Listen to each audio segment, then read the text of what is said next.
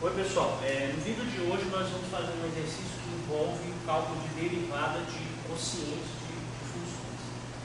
Então, imagina que você aplica um medicamento no paciente e que passadas, por exemplo, T horas da aplicação desse medicamento, a concentração de medicamento no sangue seja dada por essa função aqui, 3t sobre 2t ao quadrado mais 1. E o que a gente quer fazer é o seguinte, a gente quer fazer alguns estudos qualitativos dessa função usando a taxa de variação instantânea da função concentração. Veja que aqui o domínio da minha função é somente os t's positivos, né, porque o t representa o tempo, portanto tem que ser positivo. E inicialmente vamos lembrar o seguinte, o que nós queremos é estudar a taxa de variação da função. Então o que seria, por exemplo, a taxa de variação média da função entre dois instantes, por exemplo, 1 e 3. Isso nada mais é do que você pegar a concentração no instante 3, subtrair a concentração no instante 1 e dividir isso por 3 menos 1, que é a quantidade de tempo que passou entre 1 e 2. De uma maneira geral, a taxa de variação média entre os instantes t e t mais delta t é dada por essa expressão, isso é a concentração no instante final, menos a concentração no instante inicial, dividido pelo intervalo de tempo que decorreu entre t e t mais delta t. E a ideia é o seguinte, o que nós queremos é a taxa de variação instantânea. Então, quanto menor for esse delta t, mais próximo você vai estar da taxa de variação instantânea. Em outras palavras, o que a gente precisa é calcular o limite dessa expressão quando o delta t se aproxima de zero. Ora, mas olhando para essa expressão aqui, você vê que está escrito aqui nada mais é que a definição da derivada da função c no instante t. Então, o que a gente quer é calcular a derivada dessa função. Né? Lembrando, a derivada de uma função é a taxa de variação da função. Então, vamos fazer isso substituindo os valores aqui. Poderia fazer isso substituindo os valores e usando a definição. Eu não vou fazer assim porque a gente já aprendeu a regra para derivar um quociente. Então eu já vou calcular a derivada usando a regra do quociente. Né? Lembrando, se você tem um quociente de duas funções derivadas, o quociente é derivável e a derivada é dada da seguinte forma. A função que está embaixo vezes a derivada da que está em cima menos está em cima vezes a derivada da de baixo. Tudo isso dividido pela de baixo elevado ao quadrado. Então essa é a fórmula para a derivada de um quociente. A de baixo vezes a derivada da de cima menos a de cima vezes a derivada de baixo dividido pela de baixo ao quadrado. Então, antes de fazer essa conta, vamos frisar, né, uma coisa importante, que a derivada de um quociente não é o quociente das derivadas. Né? Quando você vai derivar um quociente, você precisa aplicar essa regra.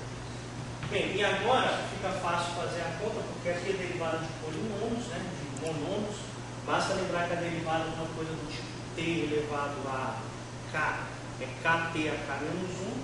Então, isso vai ficar 2t ao quadrado mais 1 vezes 3 menos 3t multiplica 4t dividido por 2t ao quadrado mais 8 ao quadrado. Então agora você faz as contas aí e vai ver que aqui fica 6t ao quadrado menos 12t ao quadrado, é menos 6t ao quadrado mais 24 sobre 2t ao quadrado mais 8 ao quadrado. Isso vale para todo o tempo positivo. Então essa expressão aqui te dá a taxa de variação instantânea da concentração do medicamento no sangue.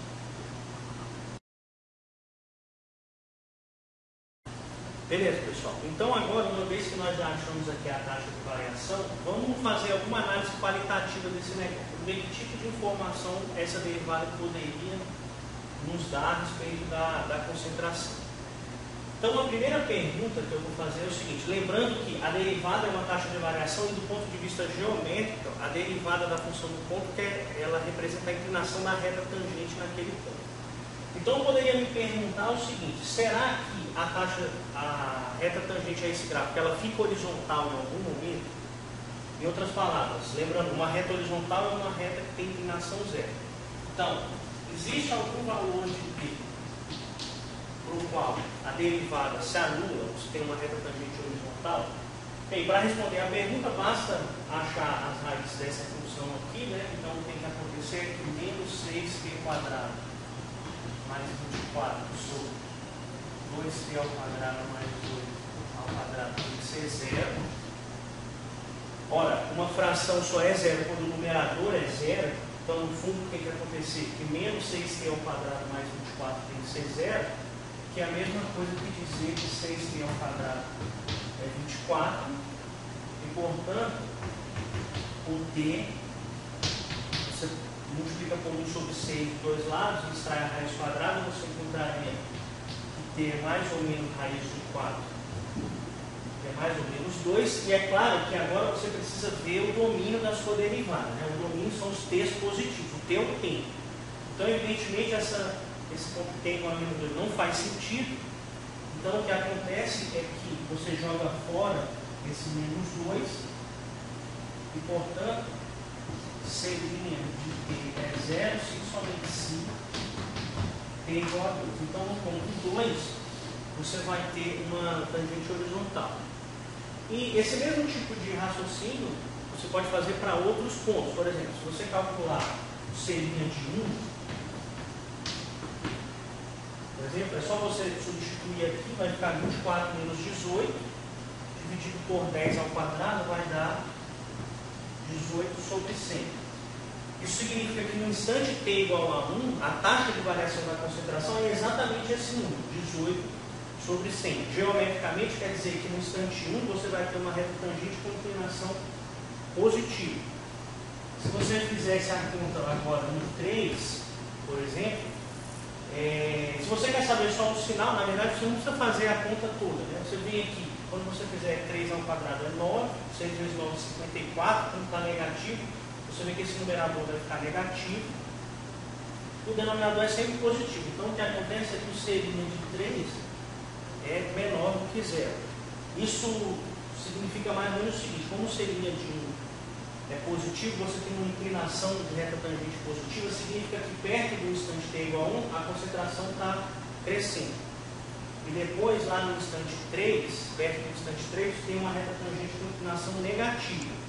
Então a função lá de perto vai estar decrescendo. Tá bem?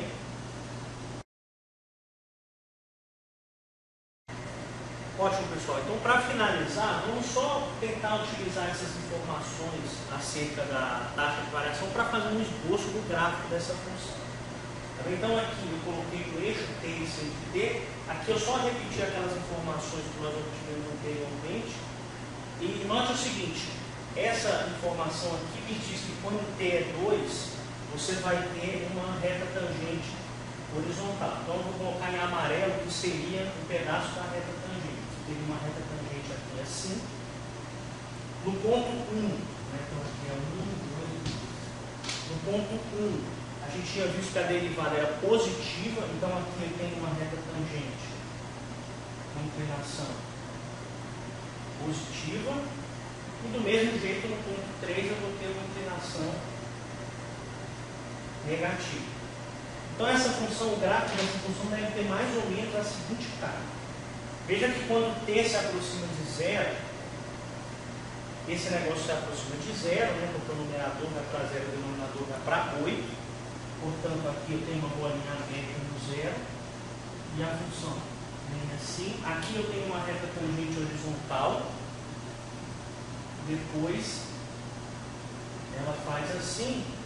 E claro, como é uma coisa que depende do tempo, é sempre importante você saber o que acontece depois de muito tempo. Depois de muito tempo significa mandar o tempo para infinito.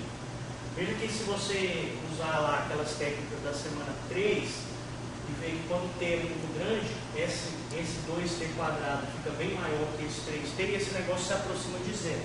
Então esse gráfico deve ter um comportamento mais ou menos assim, que vai para zero. Veja que aqui no instante t igual a 2, na reta tangente horizontal, é exatamente o instante onde a concentração é máxima. Né? Veja, isso aqui é o gráfico de c de t. Né?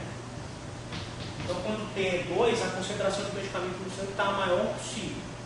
Antes de 2 ela vai aumentando e depois ela vai diminuindo.